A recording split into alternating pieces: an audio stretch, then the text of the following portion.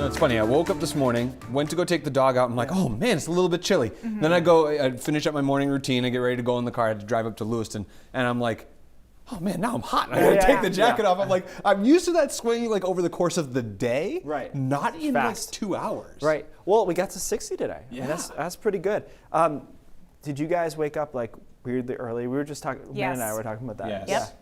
My kid did it. He did it at like 4:45, and I was like, look, man, even if there weren't a time difference, you're still wrong. Yeah. You know, like 4:45, all right, if it was 5:45, you're still wrong. Go back to sleep. And now the sun's been set for several hours. So, yeah. Other than that, it was a nice day. It's just short. They just get crunched, right? 61 for a high in Portland, 62 in Sanford. These temperatures, 10, 11 degrees above average for this time of the year. I'll show you the satellite through the whole day. Obviously, we don't have any satellite to look at now, but it was nice and clear. There was that storm system that we talked about last week that was likely to be a miss, and it was a miss by a considerable distance, enough that it didn't even really give us any cloud cover.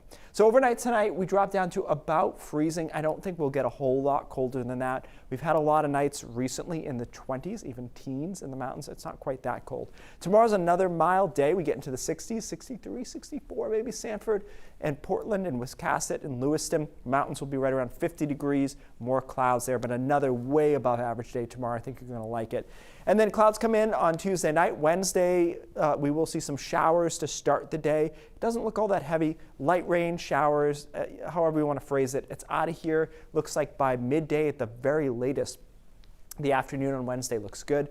Temperatures into the mid-50s. So that's the only real blip in the radar through the first half of the week. But we are watching a storm system for Friday, and I think that's the most impactful thing possibly in our 7 to 10 day forecast. And it's because it's an occluded, really wrapped up low. There's the low, there's the front wrapping back this way. Whenever you see something tilted kind of like this, it can be a strong wind and rain signature. So Friday afternoon to Friday night, I do think there's a possibility for some driving rain and some heavy wind situations as well. In fact, wind gusts could be somewhere between 35 and 50 miles an hour Friday night. I know that's a big area. 35 to 50 is a big swing, but I think that's where we're sitting at. So we'll have to keep an eye on that and see if we end up closer to the 35 or closer to the 50. That will determine whether or not we're talking about power outages on Friday night. Man, we've been doing a lot of these rain and wind events. Of course, we have fewer leaves on the trees, but not zero.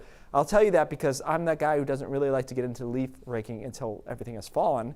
And I'm staring up at the trees. I'm like, nope, we got plenty left to go here, at least in my neighborhood. So I'm going to wait it out. Veterans Day looks really nice, guys. Awesome. We'll just watch that storm on Friday and see if it amounts to anything. I bet you'll have leaves on top of snow.